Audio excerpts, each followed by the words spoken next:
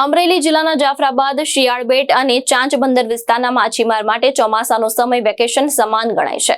દરિયામાં માછીમારી પર પ્રતિબંધ હોવાથી હાલ માછીમારો પોતાની બોટનું સમારકામ અને રિનોવેશનની કામગીરીમાં વ્યસ્ત બન્યા છે।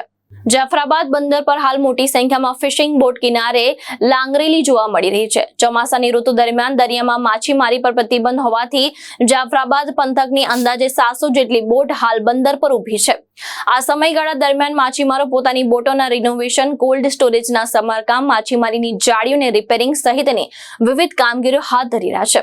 ખારવાની કોળી સમાજના માછીમારો આ સમયગાળા દરમિયાન બોટની મરામત અને લગ્ન પ્રસંગ અને અન્ય વ્યવહારિક કામો પૂર્ણ કરવાનો પણ સમય ગણાય છે। જાફરાબાદ બંદર પર હાલ લાકડાની તેમજ ફાઇબરની બોટોના સમારકામનું કામ પૂરજોશમાં ચાલી રહ્યું છે।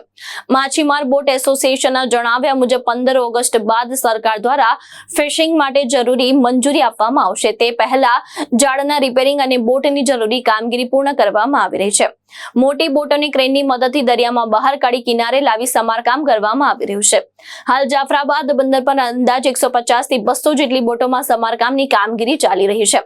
ચોમાસું પૂર્ણ થયા બાદ 15 ઓગસ્ટથી ફરી એકવાર આ બોટ દરિયા ખેડવા નીકળશે અને માછીમારીનો વ્યવસાય ફરીથી ધમધમતો બનશે। હાલમાં તમે ખલાસી છો અને અત્યારે તમારે વેકેશનના કામમાં શું તમે કામ કરો, વાત કરો નાખી। મારું નામ ધવલ સોલંકી છે। અટાણના અમારે 10 મહિના બોટું જે દરિયામાંથી જે ફિશિંગ કરીને જે આવેલી છે તેના 74 દિવસ બંધનો સમય છે। આમાં બંધના સમયમાં અમારે બોટનું રિપેરિંગ કામ, મેન્ટેનન્સ, મશીન માટે મેન્ટેનન્સ, જાળ સીવવાની, લગનગાળો અમારે જે આવે છે 15-20 દિવસનો વચમાં, એમ કરીને કુલ અમારે 74 દિવસ આમાં જે નીકળશે મેન્ટેનન્સમાં। પછી અમારે 15/8 એટલે કે 15 ઓગસ્ટના અમારી બોટો પાછી રવાના, વિધિવત મુહૂર્ત કરી રક્ષાબંધનની પહેલા અમારે વિધિવત નારિયેળ પૂનમ કરીને અમારી બોટો દરિયામાં ફિશિંગમાં જશે। એમાં તમે ખલાસીઓનો ફેરફાર થાય બધે? ખલાસીઓનો અમારે એક સિઝન એટલે કે 8 મહિનાની સિઝનના બાંધેલા હોય એનો અમારે હમણાં જાલી બધી અંધાઈ જાય પછી એનો હિસાબ કરી એને છૂટા કરી નવેસરથી નવા માણસો બાંધવાના હોય અમારે। શું અત્યારે જાળીનું ને શું કામ આવે? જાળીમાં જે દરિયામાં જે બધા આ જે ભરાઈને તૂટીને ફાટી જતી હોય એનું સીવવાનું કામ ચાલુ હોય।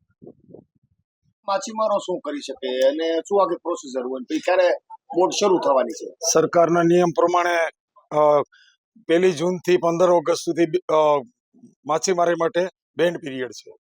આ દરમિયાનમાં બોટો ક્રેનથી ઉપર લેવી, જાળો રિપેરિંગ કરવી, બોટોમાં કઈ નાનું મોટું રિપેરિંગ હોય રિપેરિંગ કરવું, એન્જિનમાં રિપેરિંગ હોય, આ બધું વર્ક આ સમય દરમિયાનમાં થાય। અને એ પછી અમારે ચોમાસામાં લગ્ન ગાળો હોય, અમારે માછીમારોને વધારે પડતા ચોમાસામાં જ લગ્ન થાય એટલે આ વ્યવહારિક કામો, લગ્ન પ્રસંગો આ બધું કરવાનું થાય।